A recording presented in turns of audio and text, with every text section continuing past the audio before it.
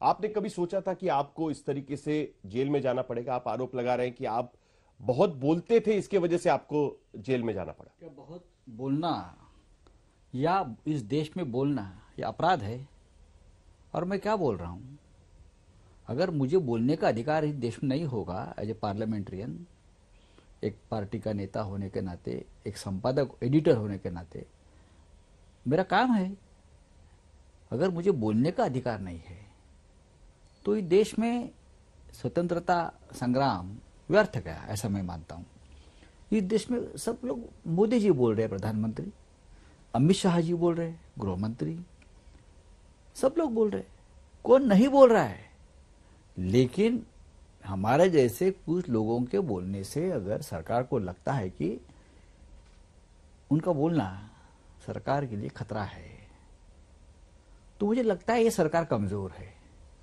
मैं मानता हूं मोदी जी एक ऐसे नेता है, उनके पास एक ऐसा बहुमत है, अपने विरोधियों से डरने के बजाय ये सरकार ने उनसे बातचीत करनी चाहिए, डिबेट करनी चाहिए। लेकिन ये नहीं हो रहा है। डिबेट करने वाले को गुनहगार, अपराधी बनाया जाता है, जेल में डाला जाता है। देखिए लालू यादव जी कितने साल जेल में रहे, कारण कुछ भी हो, उनकी उम्र देखिए, अब उनकी दोनों किडनी खराब हो गई है। सब लोग एक डर में जी रहे हैं। लेकिन जब ये डर खत्म होगा ना, तो इस देश में जिस प्रकार की क्रांति होगी, आप उससे सामना, चाहे अपने पास कितना भी बहुमत हो, आपको सामना करना कठिन होगा। भारतीय जनता पार्टी से हमारी कोई व्यक्तिगत लड़ाई नहीं है, हम तो उनके सबसे वफादार दोस्त रहे हैं 25 साल से। हमारा डीएनए एक है दोनों का। कभी हमने मोदी जी हो या उनके सभी साथी हो, कभी व्यक्तिगत टिक्का टिप्पणी नहीं की हमने। ये तो भूमिकाओं का झगड़ा है। लेकिन बीजेपी तो कहती है, उस दिन Devendra Fadnavis India today conclave में आए थे, उन्होंने कहा कि आपने उनके पीठ में छुरा भोंका। आपने 2019 में जिस मैंडेट पर आपको चुना गया था वो छोड़कर आप कांग्रेस एनसीपी के साथ चले गए था, वो आपको दोस्त नहीं मान रहे हैं। मैंडेट ये भी था कि पावर शेयरिंग 50-50, इस विचार को मैंडेट मिला था। और ये तो मीडिया के सामने बात हो गई थी, लोगों के सामने। और हमारी शिवसेना, असली शिवसेना तोड़ने के बाद, हमारा धनुष्य बाण, तीर कमान को नष्ट करने के बाद, आप लोगों ने उस मैंडेट को आगे लेके गए। जो टूटा हुआ फैक्शन है उसको अपने मुख्यमंत्री बनाया। तो पहले क्यों नहीं बनाया? आप अभी बोल रहे हैं शिवसेना को हमने मुख्यमंत्री पद दिया, शिवसैनिक को, लेकिन जब ये बातचीत हो रही थी तब आपने इनकार कर दिया। लेकिन आपने अभी इसी उस व्यक्ति को दे दिया मुख्यमंत्री पद जिसे हम भी बनाना चाहते थे उस वक्त। अगर आप कह रहे हैं कि आप खुद एकनाथ शिंदे को मुख्यमंत्री बनाना चाह रहे हैं? हाँ, ये निर्णय था पार्टी का, ये पार्टी का उस वक्त निर्णय था। अगर ये अब हमारी बात मान जाती है मुख्यमंत्री पद की, बीजेपी मान जाती, हाँ, जो हमने बातचीत हो गई थी या जो एक दूसरे के साथ जो एग्रीमेंट हो गया था, तो एकनाथ शिंदे असेंबली के जो पार्टी के नेता थे, वो विधिमंडल पार्टी के नेता थे, गुट के नेता थे, तो वही बन जाते। और कौन था? उद्धव जी तो नहीं बनना चाहते थे उस लेकिन हुए कौन? उद्धव ठाकरे मुख्यमंत्री बने। वो दूसरी परिस्थिति में बन गए।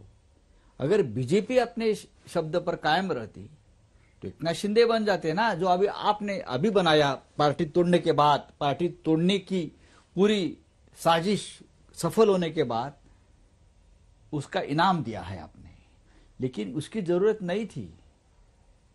ये तो ऐसे भी बन जाते अगर हम एक साथ रहे थे, हमारी दोस्ती थी, विचार एक था, हिंदुत्व का विचार था, हम मुख्य विचारधारा में काम करने वाले लोग थे एक दूसरे के साथ। तो हमने बार बार आपको समझाया कि हमारी ये बातचीत हुई है, आपके साथ एग्रीमेंट है, लेकिन आप बातचीत करने को तैयार नहीं थे।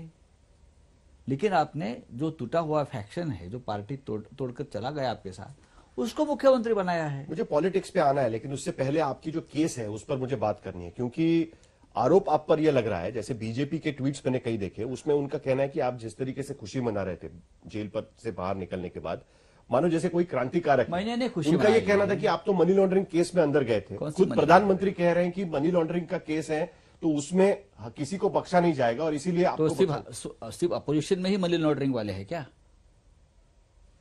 उत्तर प्रदेश में कोई नहीं है, या और राज्य में जहां जहां बीजेपी की सरकार है वहां नहीं है, केंद्र में कोई नहीं है, महाराष्ट्र में और कोई नहीं है, सिर्फ झारखंड में हेमंत सोरेन है, पश्चिम बंगाल में अभिषेक मुखर्जी है, या कोई ममता जी के जो अभिषेक बैनर्जी है, बिहार में तेजस्वी यादव है, कर्नाटक में डी शिव कुमार है, दिल्ली में नेशनल हेराल्ड केस में सोनिया गांधी, राहुल गांधी, हाँ मल्लिकार्जुन खड़गे, हाँ ये है, महाराष्ट्र में हम है, या और अपोजिशन के लोग हैं, अनिल देशमुख है, और जिसके ऊपर मनी लॉन्ड्रिंग के चलने वाली थी हमारे पार्टी में, उसको तो आपने आपके भारतीय जनता पार्टी के वॉशिंग मशीन में डालकर शुद्ध कर दिया, और अभी वो ईडी का केस खत्म हो गया सब।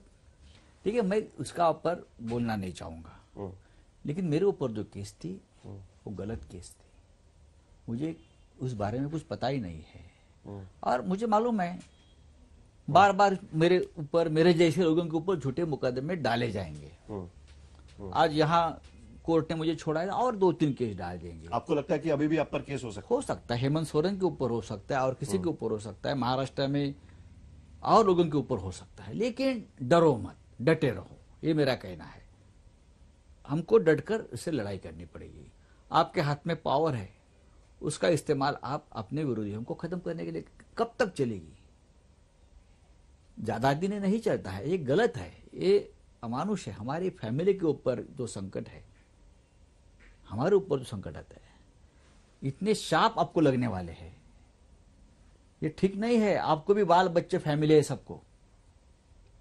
अगर हमने कोई गुनाह किया है तो जरूर आप हमारे से साथ लड़ाई करिए, लेकिन सिर्फ मैं मेरी पार्टी का, मैं मेरी भूमिका जोर से लोगों के सामने लेकर जाता हूं। मैं लिखता हूं, मैं एडिटर हूं, मैं पत्रकार हूं, इसीलिए आपको तकलीफ है, ये गलत है। नहीं, लेकिन लोग तो कह रहे हैं कि आपके सुर बदल गए, आप बाहर निकले हैं, आप देवेंद्र फडणवीस की तारीफ कर रहे हैं, आप कह रहे हैं कि मैंने देवेंद्र फडणवीस के ऊपर, मैंने चाहे अच्छा फैसले ले रहे, चाहे देवेंद्र फडणवीस जी हो, चाहे नरेंद्र मोदी जी हो, चाहे अमित शाह हो, चाहे कोई भी, आप देखिए मेरा ट्रैक रिकॉर्ड, मैंने कभी किसी के ऊपर व्यक्तिगत टीका टिप्पणी नहीं की है, आप देख सकते हो।